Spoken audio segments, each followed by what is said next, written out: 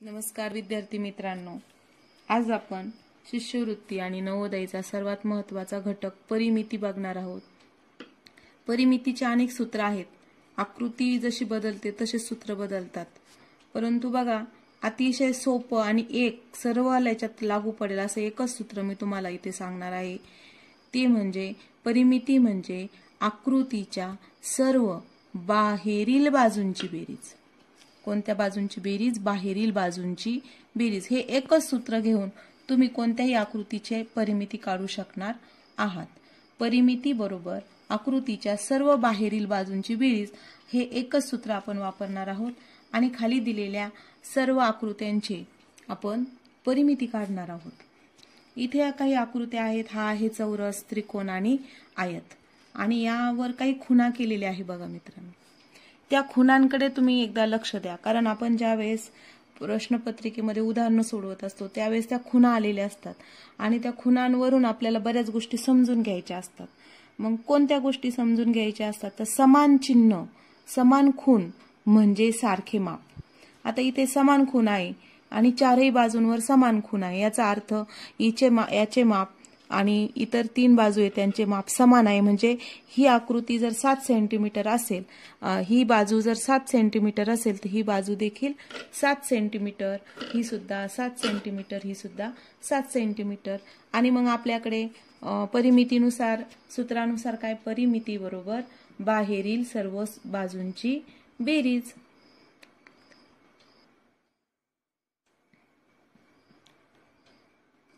परिमिती बरोबर सर्व बाजूंची बेरीज, तर आपल्याला सर्व बाजूंची मापे आता या चिन्हावरून माहित करून घेतली आहेत आपण। आणि या चारही बाजू 7 सेंटीमीटर अधिक 7 सेंटीमीटर, ही 7 सेंटीमीटर आणि ही 7 सेंटीमीटर, 7 चौक 28। आणि त्याचं परिमाण लिहिणं तेवढंच महत्त्वाचं आहे, फक्त सेंटीमीटर हे परिमाण लिहिणं अपेक्षित आहे। इथं आपल्याला पर्यायामध्ये मीटर किंवा मिलीमीटर असे सुद्धा सेम पर्याय, सेम अंक असणारा 28 सेंटीमीटर, 28 मीटर, 28 किलोमीटर असे पर्याय असू शकतात। त्यावेळेस जर आपण सेंटीमीटरची बेरीज केली असेल तर आपलं उत्तर सेंटीमीटरमध्ये येईल, मीटरची बेरीज केली असेल तर आपलं उत्तर मीटरमध्ये येईल, हेही सर्वांनी लक्षात घ्यावे। पुढची आकृती आहे बघा त्रिकोणाची। त्यात तुम्ही चिन्हांकडे लक्ष दिलं तर इथे हे तीनही बाजूंवरील चिन्ह वेगवेगळे आहेत। म्हणजे काय की त्यांचं माप वेगवेगळं असणार। आणि मग याचं 7 आहे, याचं 6 आहे आणि याचं 8 आहे। तर याची परिमिती कशी काढता येईल? बरोबर मित्रांनो, आपण परिमिती काढताना फक्त एवढं लक्षात ठेवायचं की आकृतीच्या सर्व बाहेरील बाजूंची बेरीज। आता या सूत्राचा पाठ करण्याचा उद्देश तुम्हाला पुढील काही उदाहरणांमध्ये लक्षात येईल। 7 सेंटीमीटर, 6 सेंटीमीटर आणि 8 सेंटीमीटर किती झालं बघा? 13 आणि 8 21। आणि त्याचं परिमाण काय आहे? सेंटीमीटर। सेमी म्हणजे सेंटीमीटर। ओके, आता बघा इथं आयत आहे आणि इथं चिन्ह बघा, इथं हे समान चिन्ह आहे। समान चिन्ह म्हणजे एकाच बाजूचं माप दिलंय 5 आणि आपल्या लक्षात येईल की याचं माप आणि याचं माप समान आहे। कसं लक्षात आलं? चिन्हांवरून। मग याचं माप 5 आहे, तर या बाजूचं माप सुद्धा किती आहे? 5 सेंटीमीटर आहे। आणि ही बाजू आणि या बाजूवर समान चिन्ह आहे, तर त्यांचं सुद्धा माप समान आहे, म्हणजे 3 सेंटीमीटर आणि हे सुद्धा 3 सेंटीमीटर। आता याची परिमिती काढूया। परिमिती बरोबर बाहेरील आकृतीच्या बाहेरील सर्व बाजूंची बेरीज। मग बाहेरील बाजू, समोरासमोरील बाजू 5 सेंटीमीटर, 5 सेंटीमीटर आणि 3 सेंटीमीटर, 3 सेंटीमीटर। आणि मग आपण यांची बेरीज केली, आली 16 सेंटीमीटर, 16 आणि परिमाण कोणतं घ्यायचंय? तर सेंटीमीटर आहे म्हणून सेंटीमीटर। आता पुढील आकृत्या बघा मित्रांनो, बऱ्याच आकृत्या या फसव्या असतात। आपण जी आकृतीची व्याख्या बघितली परिमितीची, आकृतीच्या सर्व बाहेरील बाजूंची बेरीज, ही व्याख्या तुम्हाला या फसव्या आकृत्यांपासून वाचवते आणि आपण योग्य पद्धतीने परिमिती काढू शकतो। या समान माप दाखवणाऱ्या आहेत, म्हणजे इथं आपल्याला 3 सेंटीमीटर माप दिलंय, याचा अर्थ आपल्याला सर्व जिथे जिथे या खुणा आहेत या सर्व खुणांची मापे 3 सेंटीमीटर, 3 सेंटीमीटर अशी घ्यावी लागणार आहे। परंतु हे सगळं घेत असताना आपल्याला एक गोष्ट लक्षात ठेवायची आहे की आपण फक्त बाहेरीलच बाजू मोजायच्या आहेत एवढे हे, आणि आतील खुणांचा कुठल्याही प्रकारचा विचार करायचा नाही। या खुणा या फसव्या आहेत। आपल्या नियमानुसार आकृतीच्या सर्व बाहेरील बाजूंची आपण बेरीज करूया। ह्या 1 2 3 4 आहेत, 3 चौक 12 म्हणजे परिमिती बरोबर वरील बाजू 12 सेंटीमीटर, खालची बाजू 12 सेंटीमीटर, 3 चौक 12 आणि उभ्या म्हणजे लांबी 3 आणि 3 6 सेंटीमीटर, समोरची लांबी 3 आणि 3 6 सेंटीमीटर, 6 आणि 6 टोटल बेरीज होते आपली 12 12 12 24 आणि अजून 12 म्हणजे 12 36 36 परिमाण वापरायचं आहे सेंटीमीटर। आता पुढील आकृती बघा। या सर्व आकृत्या नवोदयला येऊन गेलेल्या आहेत, त्यामुळे आपण अशा प्रकारच्या आकृत्या घेत आहोत सरावासाठी। या ठिकाणी आपण बघितल्यानंतर आपल्याला फक्त बाजूंची बेरीज हे लक्षात येतं, परंतु बाहेरील बाजू हे लक्षात ठेवल्यास आपण परिमिती काढताना आतील बाजूचे माप टाळणे आवश्यक आहे। परिमिती बरोबर समान चिन्ह वरती 3 मीटर आहे तर खाली देखील 3 मीटर आणि समान चिन्ह 2 मीटर, समान चिन्ह म्हणजे ही बाजू सुद्धा 2 मीटर आहे आणि मग आपण यांची बेरीज करू शकतो। 3 मीटर 3 मीटर 2 मीटर 2 मीटर समोरासमोरील आणि 6 आणि 4 10 परिमाण मात्र विसरायचं नाही, परिमाण आहे 10 मीटर। पुढील आहे आकृती षटकोनाची। समान चिन्ह दिसत आहेत, 6 सेंटीमीटर एका बाजूचे माप आहे, याचा अर्थ सर्व बाजू या 6-6 सेंटीमीटरच्या आहेत आणि त्या बाजूंवर आपण ते लिहून घेतलेलं आहे। परिमिती काढताना आतील बाजू मोजण्याचे प्रकर्षाने टाळायचे आणि फक्त बाहेरील बाजूंचाच विचार करायचा। 6 आणि किती वेळा 6 6 36 किंवा 6चा 6 वेळा बेरीज या सूत्रानुसार आपण जातोय तर आपण 6 वेळा बेरीज करू शकतो। हेही बरोबर आहे, हेही बरोबर आहे आणि 6 6 36 म्हणजे 6ही बाजू 6 मापाच्या आहेत आणि माप मात्र लक्षात ठेवायचं 6 सेंटीमीटर। बघा मुलांनो, काही आकृत्या या अनिश्चित स्वरूपाच्या अनिश्चित आकाराच्या येतात। यात काही बाजूंची मापे दिलेली आहेत तर काही बाजूंची मापे दिलेली नाहीत, परंतु आपण आतापर्यंत जेवढ्या आकृत्यांची परिमितीचे नियम शिकलो, चौरस, आयत, त्या आयताचे नियम वापरून आपल्याला यांची मापे काढायची आहेत। आता या ठिकाणी ही जी आकृती आहे बघा अनिश्चित स्वरूपाची आहे, परंतु याच्यामध्ये काही आयत आपल्याला सापडतील आणि काही चौरसही सापडतील। तर या ठिकाणी 3 सेंटीमीटर माप दिले या बाजूचं। मग आपल्याला माहिती आहे की आपण इथं आयत तयार करू शकतो। कसा करू शकतो बघा, या पद्धतीने करू शकतो। आणि इथे आपल्याला एक चौरस मिळालेला आहे, इथे देखील आपल्याला एक चौरस मिळालेला आहे आणि या चौरस आयत मिळालेला आहे। आयताच्या समोरासमोरील बाजू समान मापाच्या असतात, म्हणून ही 3 सेंटीमीटर तर ही आपल्याला 3 सेंटीमीटर मिळालेली आहे आणि इथून इथपर्यंत आपल्याला माप दिसते इथे 1 सेंटीमीटर, म्हणजे ही होल बाजू पूर्ण बाजू मिळणार आहे आपल्याला 4 सेंटीमीटर। आता बघा तीच परिस्थिती इकडे आहे। इथे आयताची एक बाजू आहे 3 सेंटीमीटर, इथे सुद्धा आपण आयत तयार करून घेतलेला आहे पूर्ण। समोरची बाजू देखील त्याच मापाची 3 सेंटीमीटर आणि हिच्या समोरचा आयत हा एक मोठा आयत तयार झालेला आहे आणि याच्या समोर ही बाजू आहे 1 सेंटीमीटर, आयताच्या समोरची ही बाजू आहे देखील होणार 1 सेंटीमीटर आणि या आयताच्या समोरची ही बाजू होणार 3 सेंटीमीटर। टोटल आपल्याला ही बाजू देखील मिळणार 4 सेंटीमीटर। आता आपल्याकडे बाजू कोणती काढायची राहिली परिमिती काढण्यासाठी, तर आपल्याला ही बाजू काढायची राहिली बघा। आपण आतल्या बाजूंचा विचार न करणे योग्य, फक्त बाहेरील बाजू। आता आपल्याला त्यासाठी या बाजूचा आधार घ्यावा लागेल। ही 5 सेंटीमीटर आहे पूर्ण, आणि तुम्ही इथं बघत असाल की इथे 1 सेंटीमीटर आहे। मग 1 सेंटीमीटर आणि तिच्या समोरची आयत असल्यामुळे समोरची बाजू इथं असणार 1 सेंटीमीटर, या बाजूने सुद्धा असणार 1 सेंटीमीटर, कारण आयतासमोरची बाजू इथे या 1 सेंटीमीटर आहे म्हणून ही सुद्धा 1 सेंटीमीटर।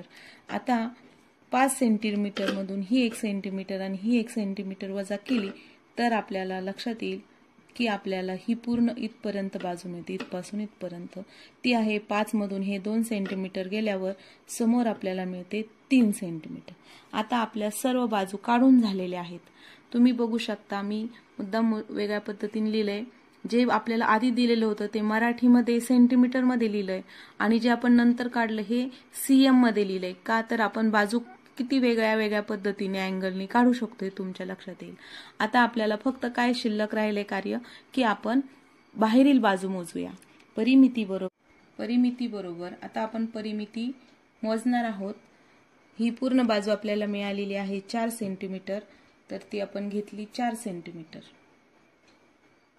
त्यानंतर आपल्याला वरची बाजू मिळालेली आहे 1 सेंटीमीटर, ती घेऊया। नंतर या ठिकाणी 3 सेंटीमीटर, त्या ठिकाणी आपण खुणा करत चाललो होतो कट केल्यानंतर मोजल्यानंतर। आता ही पूर्ण बाजू आपल्याला मिळालेली आहे यापासून इथपर्यंत 3 सेंटीमीटर, 3 सेंटीमीटर, 1 सेंटीमीटर प्लस ही पूर्ण बाजू आपल्याला मिळालेली आहे 4 सेंटीमीटर आणि ही पूर्ण बाजू आपल्याला मिळाली आहे 5 सेंटीमीटर। आता आपण यांची बेरीज केली तर टोटल बेरीज आपली आलेली आहे 24 आणि त्यासाठी परिमाण येणार आहे, परिमाण आहे सेंटीमीटर किंवा सेमी। ओके, आता पुढचं उदाहरण आपण बघणार आहोत, शाब्दिक उदाहरण। 6 सेमी बाजू असलेल्या चौरसाची परिमिती किती? तर ज्यावेळेस शाब्दिक उदाहरण येतं बघा विद्यार्थी मित्रांनो की आपल्याला 6 सेमी बाजू असलेल्या चौरसाची आपल्याला आकृती जी सांगितली आहे ती आपण प्रथम काढून घ्यायची। चौरस सांगितलाय तर आपला चौरस तयार पाहिजे आणि नंतर आपण त्या चौरसाची बाजू त्यांनी सांगितली 6 सेंटीमीटर। चौरस म्हटल्यावर सर्व बाजू समान मापाच्या असतात, हे जे नियम आपले पाठ असतीलच त्या आपण तिथं वापरायचे आहेत। 6 सेंटीमीटर म्हणजे सर्वच बाजू 6 सेंटीमीटर येणार आहेत आणि आपलं परिमिती काढणं सोपं होणार आहे। परिमिती बरोबर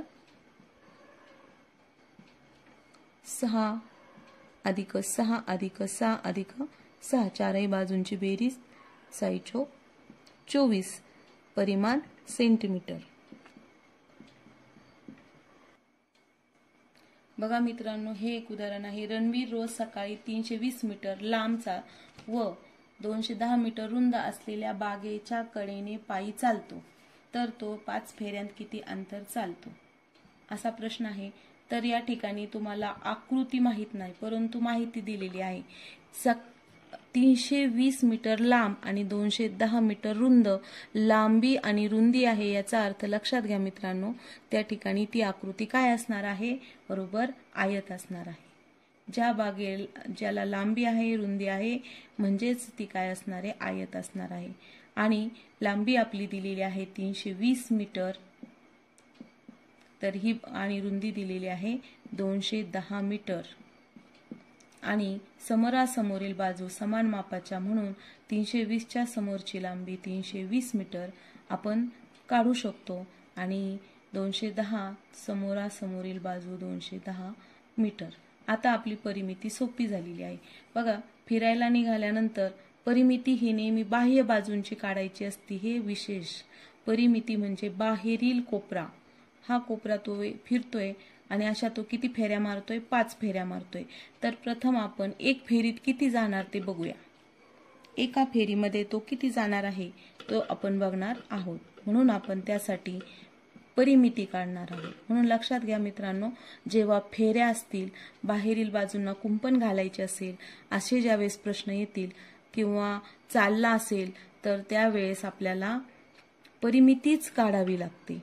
परिमिती बरोबर सर्व बाजूंची बाह्य बाजूंची बेरीज 320, 320 समोरासमोरील आणि 210, 210 समोरासमोरील 300 आणि 300 600 700 800 900 1000 आणि 1060. तुम्ही ही बेरीज उभीही करू शकता, कुठल्याही कारणाने आपली ही बेरीज चुकता कामा नये. 1060 हे त्याचं उत्तर आलेलं आहे. आणि हे फक्त काय आहेत, एक फेरी आहे. जेव्हा रणबीर या ठिकाणाहून चालायला निघाला तेव्हा त्याने इथे 320 किलोमीटर अंतर चालल्यानंतर तो 210 चालला, म्हणजे तो आतापर्यंत 530 चालला. पुढे परत तो इथपर्यंत गेला, परत तो 320 चालला, म्हणजे इथून इथपर्यंत त्याचं अंतर, आणि पुन्हा इथपर्यंत गेला 210. असं टोटल त्याचं अंतर एका फेऱ्यामध्ये झालेलं आहे. किती? 1060 मीटर. अशा तो किती फेऱ्या मारतो? तर गुणिले 5 फेऱ्या. परिमिती बरोबर फेऱ्या. किती फेऱ्या मारल्या त्याने? 5 फेऱ्या मारल्या. मग आपण उभाही गुणाकार करू शकतो. ही आहे परिमिती आणि गुणिले किती फेऱ्या मारल्या? अशा 5 फेऱ्या मारल्या, म्हणजे 5 0 0 6 5 30 आणि 5 1 5 एवढे हे आहे मीटर. आणि 5 फेऱ्यांमध्ये आपले हे जे आहे हे होणार आहे मीटर. आता आपल्याकडे उत्तर हे 5300 मीटर असे असू शकतं, किंवा त्याचं किलोमीटरमध्ये रूपांतर 5 किलो, किंवा मराठीमध्ये किलोमीटर आणि 300 मीटर असंही आपण लिहू शकतो. दशांश चिन्हामध्ये 5.300 किमी असं लिहू शकतो. किमी. दशांश चिन्ह ज्यावेळेस वापरलं जातं त्यावेळेस महत्वाचा नियम असा आहे की दशांश चिन्ह वापरताना नेहमी बंधा जो आहे, मुख्य जो आहे, पूर्ण जो आहे त्याचे परिमाण वापरायचे असते. म्हणून हा 300च्या शेजारी जरी आपण लिहिला तरी परिमाण मात्र आपण 5 किलोमीटरचे वापरलेले आहेत. ही एक अतिशय बारीक गोष्ट तुम्ही लक्षात घ्यायची आहे.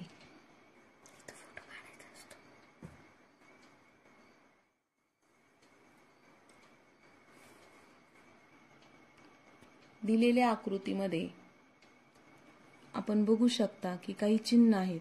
आपण प्रश्न वाचूया. सोबतची जी आकृती आहे, सोबतची आकृती परिमिती किती आहे? 45 सेंटीमीटर आहे. म्हणजे परिमिती म्हणजे आपल्याकडे सर्व बाजूंची बेरीज आपल्याला इथे दिलेली आहे आणि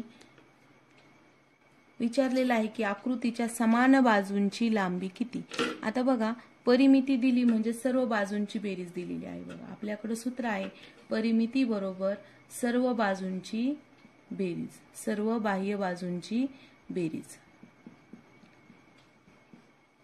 बाजूंची बेरीज. अशा वेळेस आपल्याकडे ज्या ज्या बाजूंची मापे माहित आहे ते लिहून घेऊया. परिमिती आपल्याला मिळालेली आहे 45 सेंटीमीटर. माहित असलेली एक बाजू आपल्याकडे आहे 5 सेंटीमीटर आणि उरलेल्या 2 बाजू आपल्याला माहित नाहीत, तर ते आपण रिकाम्या ठेवूयात. यामधील 5 सेंटीमीटर हे या ठिकाणी आपण इकडे घेऊन जाऊ. म्हणजे एकूण परिमिती माहित आहे आणि त्यापैकी एक बाजू आपल्याला माहित झालेली ती आहे 5 सेंटीमीटर. म्हणजे आपल्याकडे उरलेल्या 2 बाजूंचं माप शिल्लक राहिलेलं आहे 40 आणि हे 40 सेंटीमीटर माप दोनही बाजू समान आहेत म्हणून दोघींना 40 सेंटीमीटर समान वाटलं. म्हणजे ही 20 सेंटीमीटर आणि ही 20 सेंटीमीटर. तर आपल्याला दोनही बाजू समान बाजूंची लांबी आलेली आहे आपली 20 सेंटीमीटर. 2017 साली आलेला प्रश्न आहे. बघा, उदाहरण खूप मोठं असल्यावर मुलं वाचण्यास घाबरतात. तर याला सोपा उपाय असा आहे की तुम्ही उदाहरणाचे भाग करून वाचा. पहिलं उदाहरणाचा भाग आहे 13 सेंटीमीटर लांबी. पहिलं वाक्य आहे 13 सेंटीमीटर काय आहे? लांबी आहे. व 15 सेंटीमीटर रुंदी. रुंदी किती आहे? 15 सेंटीमीटर असलेले 2 आयत. किती आयत काढायचे आपल्याला? 2 आयत काढायचे. परस्परांना रुंदीकडून जोडले आणि ते जोडायचे रुंदीच्या बाजूने. तयार जी आकृती होईल, तयार होणाऱ्या आकृतीची परिमिती किती? आता बघा, जसं सांगितलं तसं तुम्ही करत गेलात तर तुम्हाला हे उदाहरण अतिशय सोपं वाटेल. 13 सेंटीमीटर लांबी. 13 सेंटीमीटर लांबी म्हणजे ही आहे लांबी आणि 5 सेंटीमीटर रुंदी. असे किती चौरस आयत काढायचे आपल्याला? 2 आयत काढायचे आहेत. आणि दुसरा आयत देखील आपण काढलेला आहे, 13 सेंटीमीटर लांबी आणि 5 सेंटीमीटर रुंदी असलेला. आणि दुसऱ्या वाक्यात त्यांनी सांगितलं की हे आयत हे जोडायचे आहेत, परंतु कोणत्या बाजूने? रुंदीच्या बाजूने जोडायचे आहेत. आता हा आयत आपला इथं जोडत आहोत. आता या ठिकाणी आपल्याला माप पुन्हा लिहून घ्यावी लागतील आणि त्याची परिमिती विचारली. आता बघा, ही जी बाजू आहे ही आतल्या बाजूला आलेली आहे आणि आपण सूत्रामध्ये हे शिकलेलंच आहोत की आपल्याला फक्त बाहेरच्या बाजू बघायच्या आहेत. म्हणून आपण वरची बाजू झाली आपली परिमिती बरोबर, दिलेल्या आकृतीची परिमिती बरोबर 13 आणि 13, एक बाजू 26, वरची लांबी 26 आणि तयार झालेल्या बाजूची दुसरी बाजू 26 आणि रुंदी मात्र तीच राहिली 5 सेंटीमीटर आणि दुसरी बाजू रुंदी 5 सेंटीमीटर. अशी आपल्याकडे 26 दुने 52 आणि 10 62 अशी आपली पूर्ण आकृतीची परिमिती मिळालेली आहे. आणि ती मीटर मध्ये की सेंटीमीटर मध्ये? तर सेंटीमीटर मध्ये आहे, म्हणून आपण तिथं 62 सेंटीमीटर असं म्हणूया. पुढील भागामध्ये परिमिती भाग 2 मध्ये आपण नवोदयमध्ये अजून आलेली काही उदाहरणे घेणार आहोत, ज्यामध्ये आपण परिमितीच्या उदाहरणामध्ये धावणे, फेऱ्या, कुंपण घालण्यासाठी लागणारी तार आणि तारेसाठी लागणारा खर्च अशी वेगवेगळी उदाहरणे बघणार आहोत. त्यामुळे भाग 2 परिमिती भाग 2 नक्की पहा.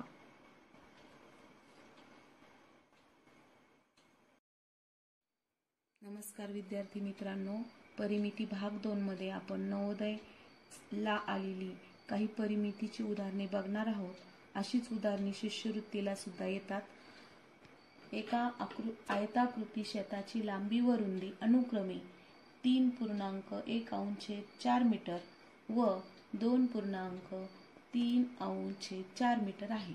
तर या ठिकाणी बघा, आयताकृती शेताची लांबी म्हणजे आपल्याला अनुक्रमे हा शब्द वापरलाय. लांबी व रुंदी म्हणजे एक नंबरला जो संख्या येईल ती काय असणार आहे? अनुक्रमे म्हणजे एक नंबरला असणार आहे लांबी, तर एक नंबरची अनुक्रमे आहे 3.1/4 ही लांबी आहे व 2 नंबरला रुंदी शब्द आहे, तर 2 नंबरची रुंदी आहे.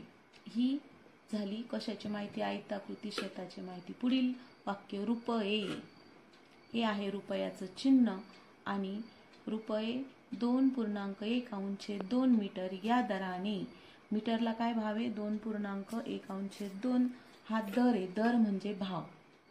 भावाने त्याला कुंपण घातल्यास किती खर्च येईल? तर बघा, कुंपणाच्या खर्चासाठी आपल्याला सर्वात पहिले आपण कुंपण काढून घेऊया. हा आहे आयत.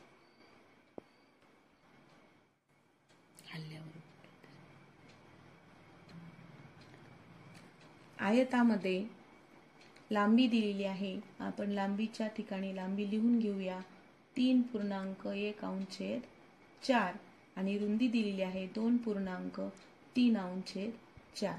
आता आपल्याला सूत्राप्रमाणे आपण यासाठी सूत्र वापरूया की कुंपणाचा खर्च बरोबर, हे कुंपणाचा खर्च बरोबर आपण प्रथम या आयताची परिमिती काढून घेणं गरजेचं आहे. म्हणून परिमिती आणि त्याला किती पदरी कुंपण घालायचं आहे, परिमिती गुणिले किती पदरी कुंपण घालणार आहे ते पदर. पदरी कुंपण किती पदर, अशा पद्धतीने आपण एकूण परिमिती आणि किती पदरी कुंपण घालणार आहे ते काढलं आणि मग आपल्याला त्यानंतर जे भेटेल त्याला गुणिले भाव किंवा दर. कशाचा? तर कुंपणाचा, तारेचा दर. अशा पद्धतीने सूत्र आपल्याकडे असेल तर आपण सहज आणि झटपट उदाहरण सोडवू शकतो. आता बघा, परिमिती घेताना हा प्रश्न निर्माण झाला की आपल्याकडे ती परिमिती ही पूर्णांकयुक्त अपूर्णांकामध्ये आहे. याचं तुम्ही व्यवहारी अपूर्णांकात सहज रूपांतर करू शकता. तर परिमिती बरोबर, प्रथम आपण परिमिती काढून घेऊया. परिमिती 3.1/4 याचा अंशछेदात आपण रूपांतर करूया. 3 गुणिले 4 आणि अधिक अंश. अंश छेद जसाची तसा राहतो. 3 चौक 12 आणि अधिक अंश 13. 13 अंश छेद 4 आणि याचं रूपांतर देखील आपण अंशछेदात करून घेणार आहोत. 4 दुणे 8, 8 गुणिले आणि अधिक अंश म्हणजे छेद तसाच 11 अंश छेद 4. आता आपल्या लक्षात येईल की जर हा 11 अंश छेद 4 आहे तर याच्या समोरील देखील भाग, रुंदी ही 11 अंश छेद 4 आहे, लांबी 13 अंश छेद 4 आहे, तर त्या समोरील रुंदी लांबी ही देखील 13 अंश छेद 4 आहे. परिमिती बरोबर सर्व बाजूंची बेरीज. तर आपण पहिले परिमिती काढून घेऊया. 13 अंश छेद 4 समोरील बाजू 13 अंश छेद 4, समोरील बाजू रुंदी 11 अंश छेद 4 आणि समोरील रुंदी 11 अंश छेद 4. आता यात जमेची बाजू अशी होती की याचा छेद सारखा असल्यामुळे आपल्याला छेद सारखा करण्याची गरज नाही आणि आपण फक्त अंशाचीच बेरीज करणार आहोत. छेद जसाची तसा बेरजेच्या नियमाप्रमाणे लिहिला आणि 13 आणि 13 26, 26 आणि 22 48, 11 आणि 11 22, 26 आणि 22 48. आता बघा, आपल्याकडे हे सुद्धा उत्तर आपण संक्षिप्त रूपात लिहिणार आहोत. म्हणजे काय, तर याचं संक्षिप्त रूप आपण केलं 4 1 4, 4 2 8. म्हणजे काय, आपल्याला हे उत्तर मीटरमध्ये अपेक्षित होतं. आपल्याला 12 हे उत्तर आलेलं आहे आणि त्याचं परिमाण आहे 12 मीटर. आपण खाली लिहूया. टोटल परिमिती आपली आलेली आहे 12 मीटर. आता बघा, आपल्याला परिमिती मिळालेली आहे आणि आपल्याला कुंपणाचा खर्च काढायचा आहे. तर इथं बघा, कुंपण किती पदरी करायचा याचा काही उल्लेख नाहीये, त्यामुळे आपण किती पदरी कुंपण करायचा हा विषू किंवा हा घटक आपण इथं ड्रॉप करणार आहोत की आपल्याला तिथे फक्त एक पदरी करायचा असणार. आणि दर मात्र आपल्याला पुन्हा पूर्णांकयुक्त अपूर्णांकात दिलेला आहे.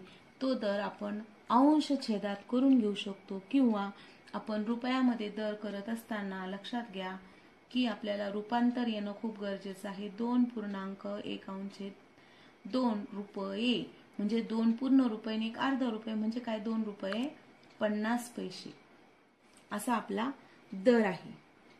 आता आपण तो दर इथे लिहून घेऊया आणि याचा 12 1 12 गुणाकार आणि 2 रुपये 50 पैसे यांचा गुणाकार आपण साईडला वेगळ्या बाजूला करून घेऊया. 2.50 पैसे 2.50 रुपये, पैसे नाही तर रुपये, गुणिले आपल्याकडे आहे 12. 12चा पाडा येतो सगळ्यांना. 12 0 0, 12 5 60, 6 12 2 24 आणि 6 30. आता बघा, दशांश चिन्हाचा गुणाकार आहे तर जेवढे दशांश चिन्हाच्या उजव्या साईडला जेवढे अंक आहेत तेवढे घर आपण सोडणार आहोत. दशांश चिन्ह इथं आहे आणि उजव्या साईडला 2 अंक आहे तर उजव्या साईडला 2 अंक सोडून 1 2 आणि दशांश चिन्ह दिलं तर आपल्याला बघा रुपयामध्ये उत्तर मिळालेलं आहे की आपला खर्च आहे 30 रुपये. किती खर्च येणार आहे आपल्याला? 30 रुपये. रुपीज हे इंग्लिशमध्ये, परंतु भारत सरकारच्या नियमानुसार रुपये या चिन्हासाठी आपण आता हे चिन्ह वापरतो. तर असाही प्रश्न येऊ शकतो की हे चिन्ह रुपयासाठी भारतामध्ये कोणतं चिन्ह वापरलं जातं, अशा प्रकारच्या प्रश्नासाठी सुद्धा आपण तयार असलं पाहिजे.